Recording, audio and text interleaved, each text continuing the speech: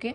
Nupur, morning हमारी तो एक दिन की छुट्टी थी, लेकिन नंबर्स काफी सारे इस दौरान निकल कर आए हैं, तो जरा बताइए कौन कौन से नंबर्स रहे हैं, हाइलाइट्स क्या रहे हैं? Good morning. काफी सारे नतीजे इस छुट्टी के दौरान आते हुए दिखे। इंडस टावर के साथ शुरुआत करते हैं। अनुमान से बेटर आपको ऑपरेशनल परफॉर्मेंस यहाँ पे नजर आएगी। कंपनी की आय देखें तो जो है वो बिल्कुल फ्लैट ग्रोथ यहाँ पे आते हुए दिखी है। कामकाजी लेवल पे मुनाफा देख लीजिए, 13% की ग्रोथ आपको यहाँ पे दिखेगी, अनुमान को बीट करते हुए दिखा है। मार्जिन भी 51% का अनुमान था, 57% के आसपास आते हुए दिखे और मुनाफे में 20% की बढ़त आती हुई दिखी। हालांकि जो प्रोविजन कंपनी ने किए थे वो रिवर्सल होने के चलते मार्जिन एक्सपेंशन इस क्वार्टर देखने को मिला है। हैवेल्स पर फोकस करना है। सरप्राइजिंगली पॉजिटिव नतीजे यहाँ पे आते हुए दिखे। सुस्त क्वार्टर की उम्मीद थी, लेकिन आउट परफॉर्मेंस यहाँ पे आती हुई नजर आई है। कंपनी के आय में 12% की बढ़त है। ग्रॉस मार्जिन डिक्लाइन की उम्मीद थी, एक्सपैंड होकर आते हुए दिखे।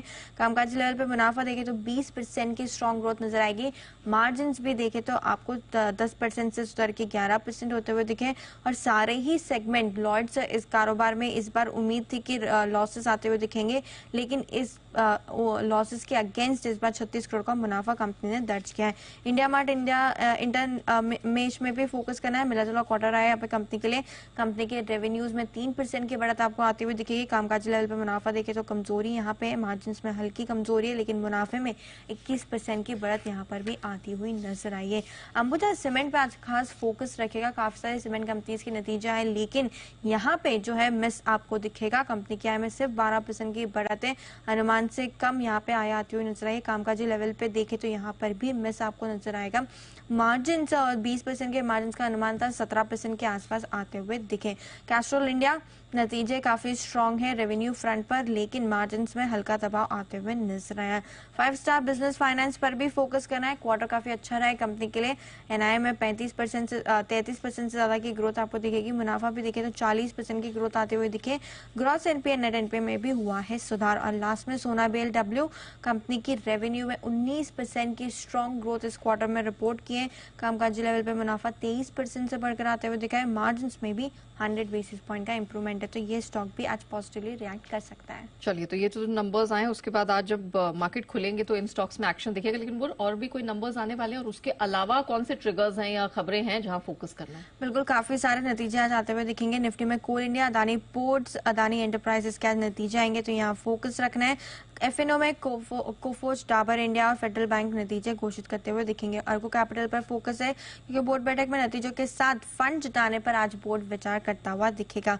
सेलो वर्ल्ड हाल ही में लिस्ट हुई थी company, pre IPO investor lock in जो है वो आज खत्म होते हुए दिखेगा। मन की शुरुआत है तो पिछले महीने के ऑटो सेल्स का भी आंकड़ा आते हुए दिखा है। मारुति के साथ शुरुआत करें तो अनुमान से कमजोर यहाँ पे बिक्री के आंकड़े आपको दिखेंगे। 5% से टोटल सेल्स बढ़कर आते हुए दिखे। एक्सपोर्ट्स देखें तो 31% की बढ़त दिखेगी और प्रोडक्शन में भी 17% की बढ़त है, लेकिन अनुमान से कमजोर यहाँ पे रहा है अप्रैल का महीना मारुति के लिए। टाटा मोटर्स मिक्स महीना कह सकते हैं बिक्री के लिहाज से, क्योंकि टोटल कमर्शियल व्हीकल में 31% की बढ़त आपको नजर आएगी, लेकिन डोमेस्टिक पैसेंजर व्हीकल की बात करें तो यहाँ पे मिस है अनुमान के कंपैरिजन में।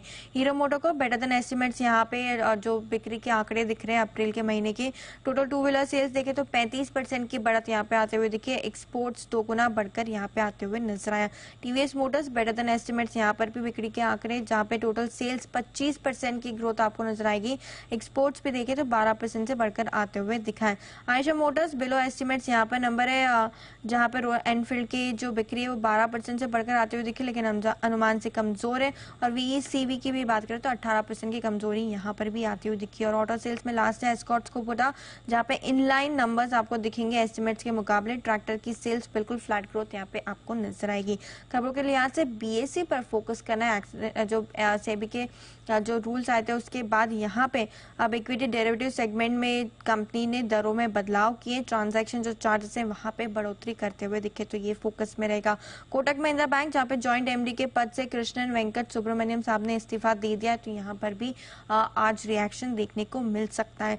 Mahindra and Mahindra financial services MD and CEO पद पर राहुल साहब को नियुक्त हो चुके हैं।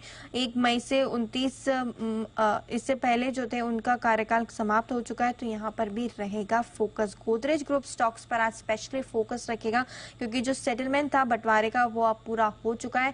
कंपनी ने अपने डिस्क्लोजर में जो भी सेटलमेंट की डिटेल्स है, नॉन कम्पीट अग्रीमेंट्स जो भी यहाँ पे बने वो डिस्क्लोज किए कल के दिन जो छुट्टी का दिन था। ऑयल एंड गैस सेक्टर पे आज फोकस रहने वाला है। विंडफॉल गेन टैक्स की जो कटौती की गई है उसके चलते यहाँ पे रहेगा फोकस।